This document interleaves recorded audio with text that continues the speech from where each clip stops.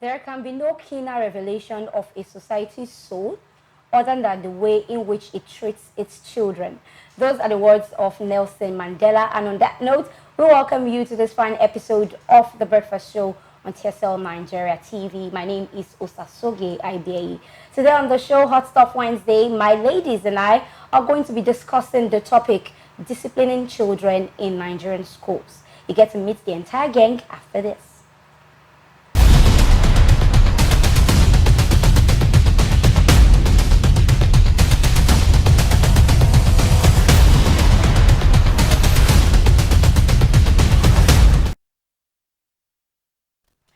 Welcome right back to the show. Today on set with me, I have from my left-hand side, Favor of Yelomba, looking dapper as always. And of course, I have Abiodun and Joy Matthew in the studios.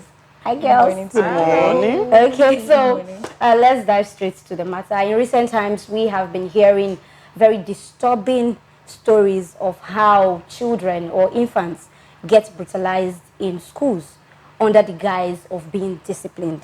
The latest one is the story of the 1-year-plus child that died after being allegedly flogged 31 strokes of the cane.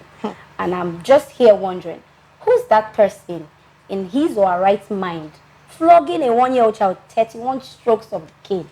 First of all, let me hear from you, Joy. How does this story resonate with you?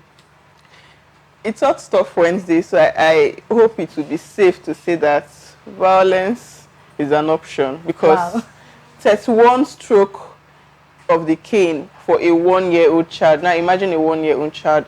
Okay, it's beyond, but the child was not up to 2 years. A 1-year-old child, 12 months plus. What does that child know?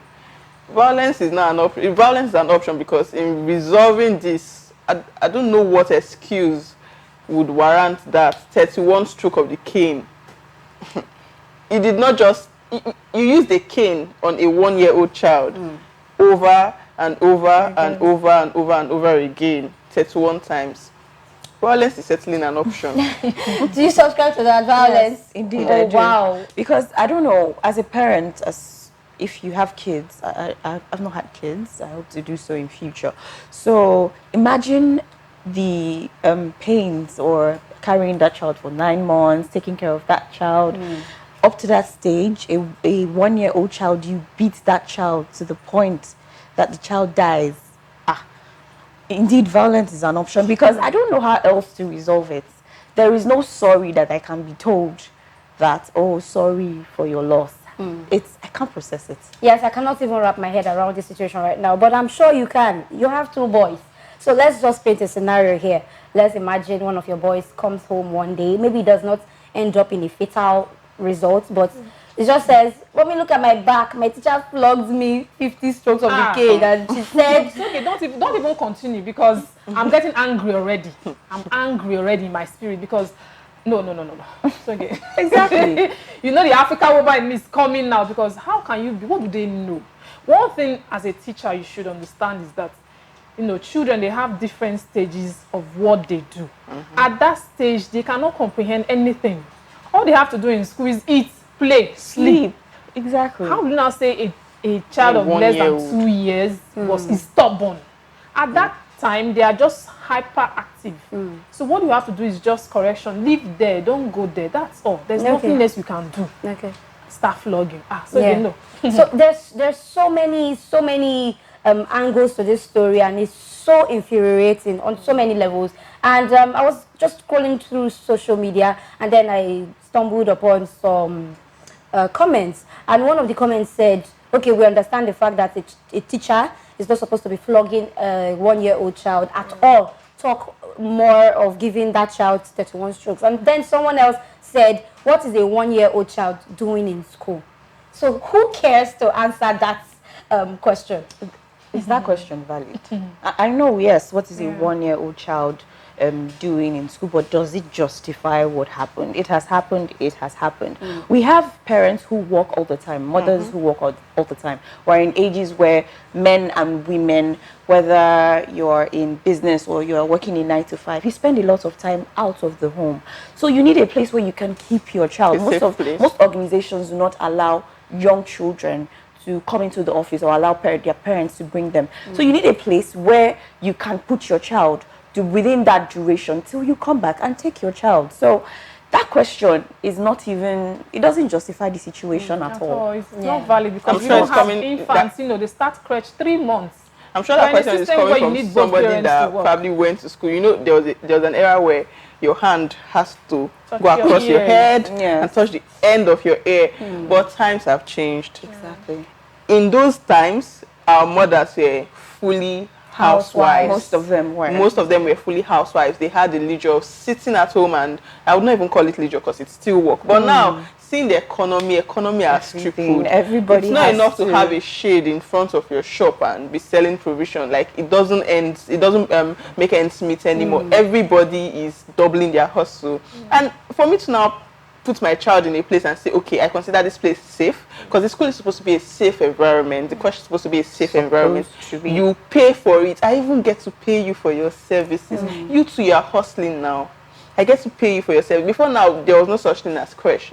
In those times where people had to put their hands across their ear, across their heads to the end of their ears, there was no such thing as crèche.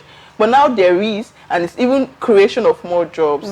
So why this? So that question is totally invalid. The person should wake up. This is 2022. Okay, now moving on.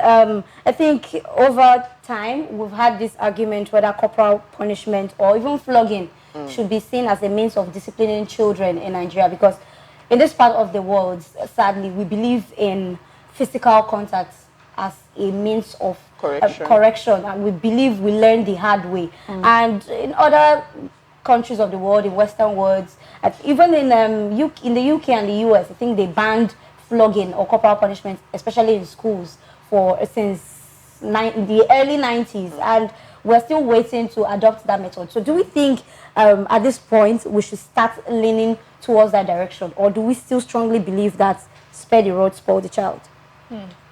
I have mixed feelings here, because I want to agree, to spare the rod, spoil the child. But then again, if we have this habit of abuse of power. If you now say, okay, when a child wrongs you or does something and you want to correct the child, okay, you can flog. That's when you see people who abuse power, they start flogging above what they're supposed to do.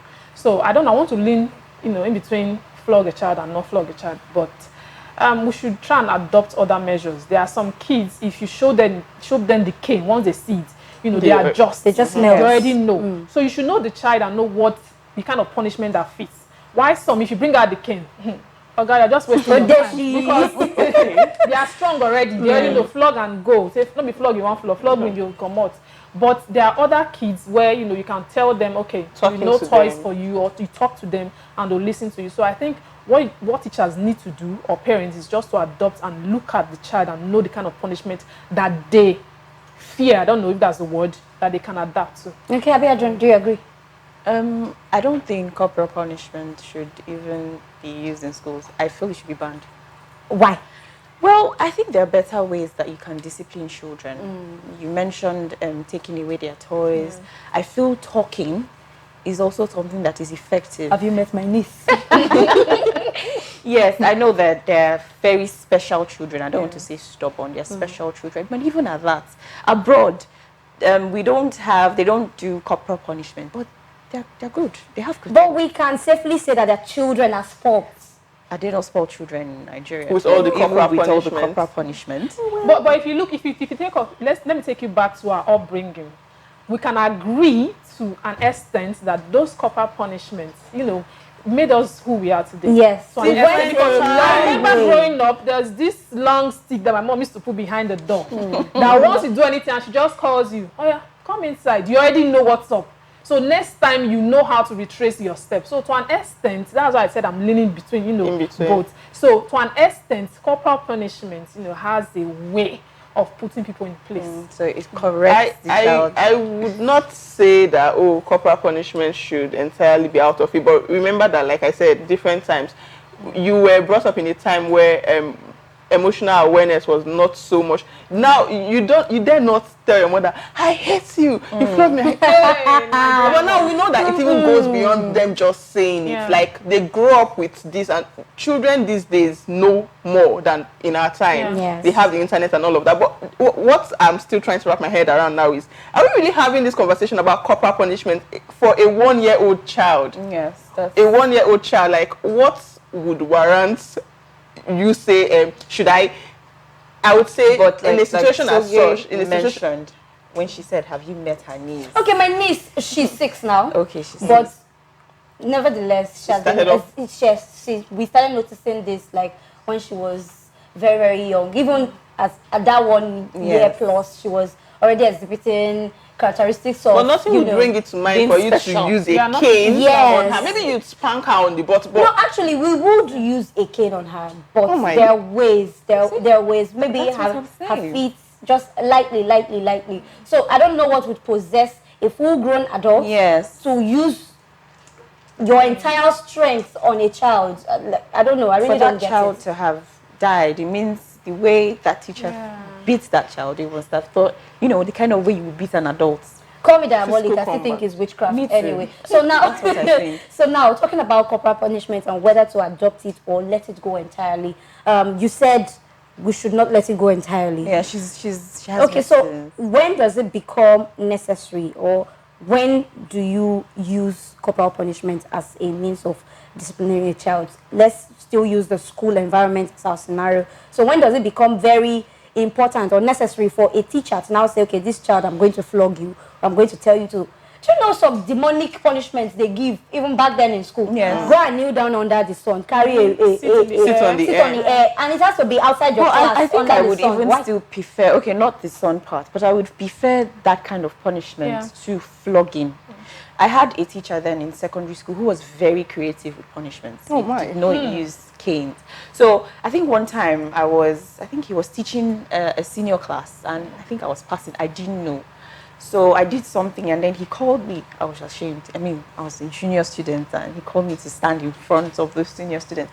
He drew a circle with the chalk, very small circle, and he told me to stand in between, that if he sees that I step out of the circle, then he would flog me. That's creative punishment. From that day, I knew not to. If I saw him, I would go the other way. So I didn't need to be flogged. I think for schools, I don't subscribe to flogging in schools. You know, for schools, no, I don't, because people will take it out of proportion. Yes. Like you said, creative punishment. There should be other ways, like even report to their parents. Let them know this your child, exhibiting characters that we do not understand, that does not meet the standard of this school and our policies. So maybe handle your child, talk to your child, suspend them, give them even expulsion when you have some, because I've seen some secondary schools where you see boys of 12, 13 carrying, weapons, dagger to school.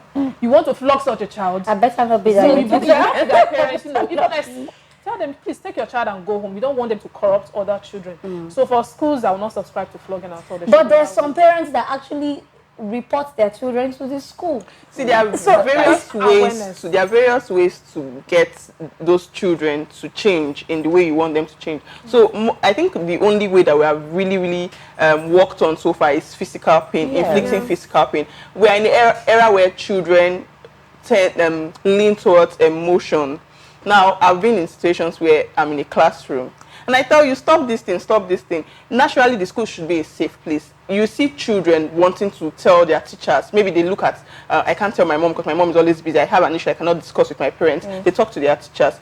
If you create that kind of environment towards those children, there are other ways that you could make them understand that, okay, if you do this to probably make my work whole, I would also, as in actions have consequences, right? So when I tell you to stop doing this, you say, no, you want to be stubborn. I don't see how a 1-year-old child can be stubborn. Let me say a 4-year-old child. Now we're having playtime. I would not talk to you. Since you want to be a bully, no, you would not bully me. So I would probably be talking to Abe. I'll talk to Abe. I'll talk to Soge. Now you as a child, why is teacher not talking to me? You would want to be in the right. I don't know if you get. So physical pain, creative punishment could also work. Yes. Physical pain, physical pain should be out of it, because a lot of these children, Should be when I'm 18, They already know where you used to the fact that, oh, you're going to flog me. Yeah. You're going to flog me. Yes, I hear you and I understand the point you just made, but it's still very dicey because there's some children that you want to use that, and some people would also say it's emotional abuse because you're talking to every other child, you're not talking to this child. Now that's so why the child might not want to understand that my teacher is not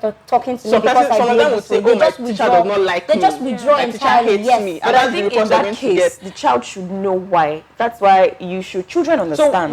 They understand why. Should come in. Even, and then you know who differs from this. You know who you from like 5 years when you begin to understand. As a teacher, you know who you would scold and who is going to take redress. You know who you would look at, and just looking at the child, oh, I'm sorry, ma, I would not like, okay, you see them probably picking up this cup and they know it's wrong. You look at the child and they're already putting it back.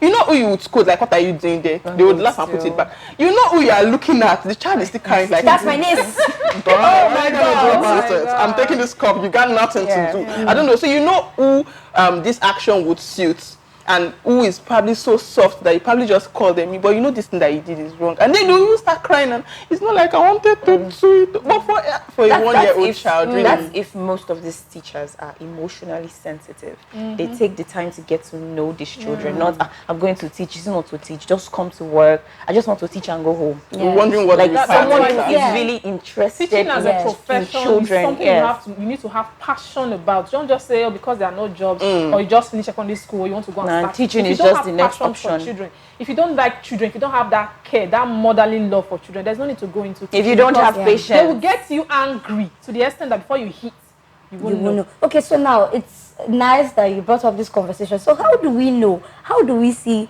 in our local parlance to say, they show for face?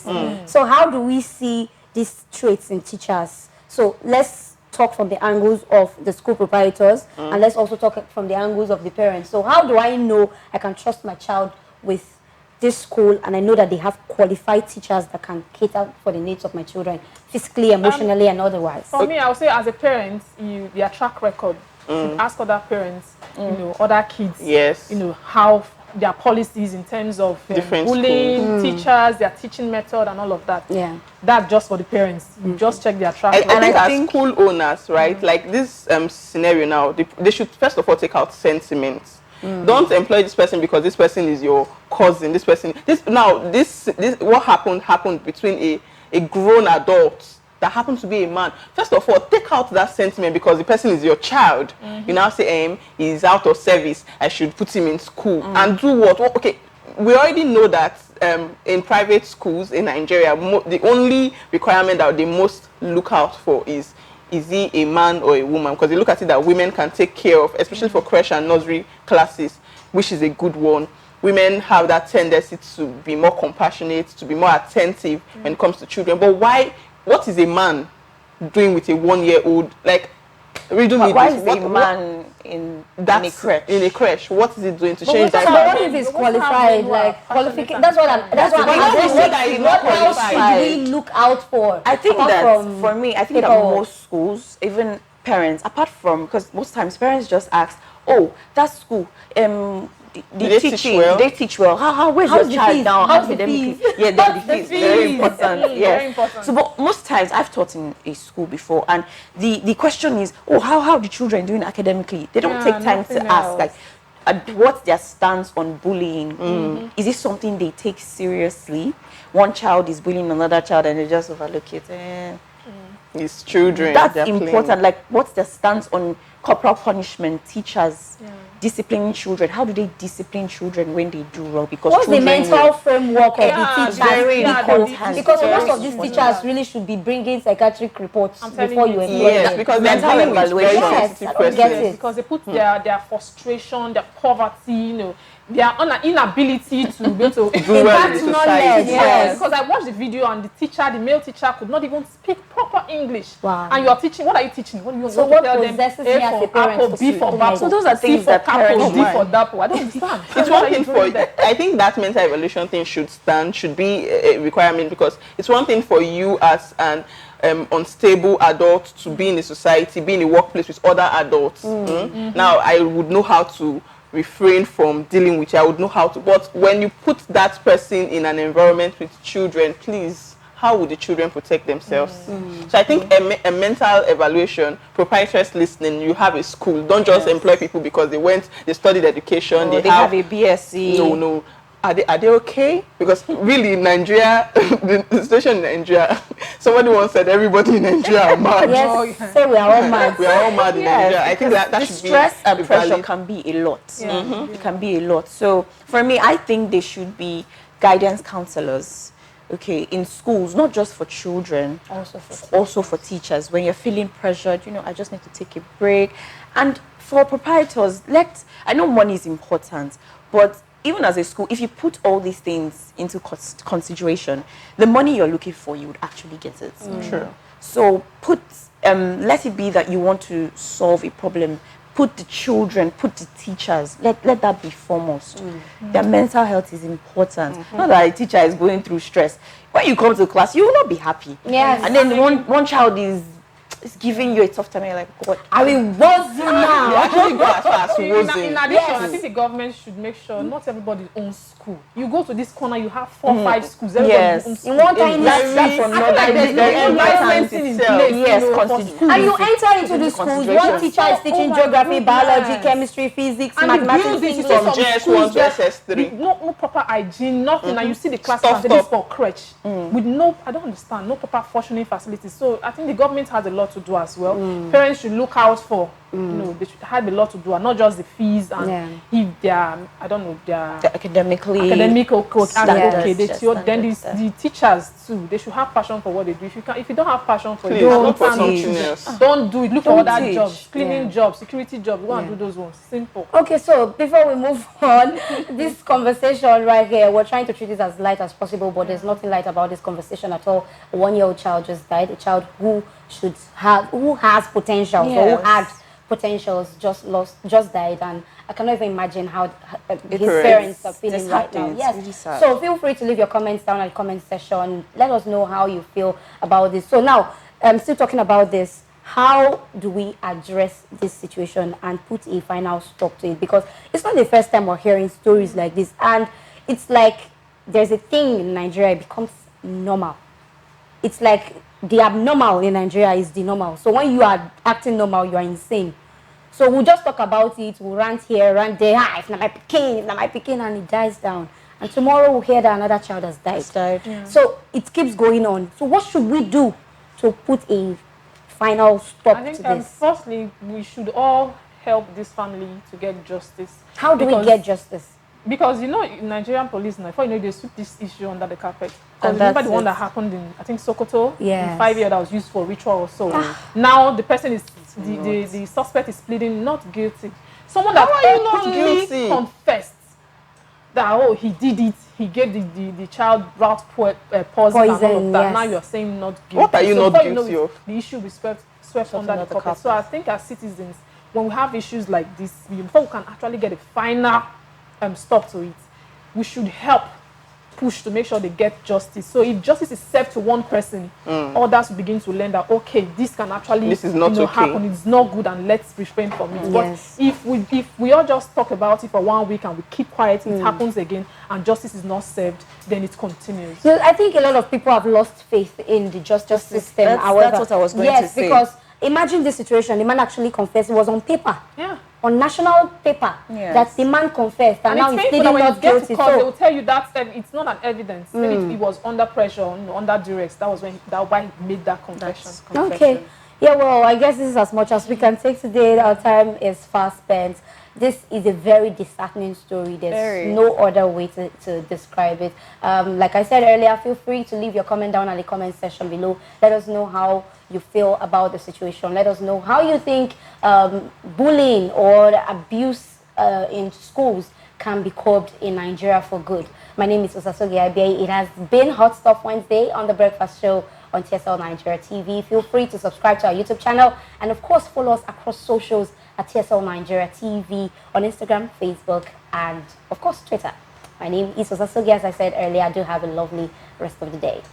Stay connected to TSL Nigeria and get updates updates on the go all day, every day. Subscribe to our YouTube channel on TSL Nigeria Space TV and join our online family.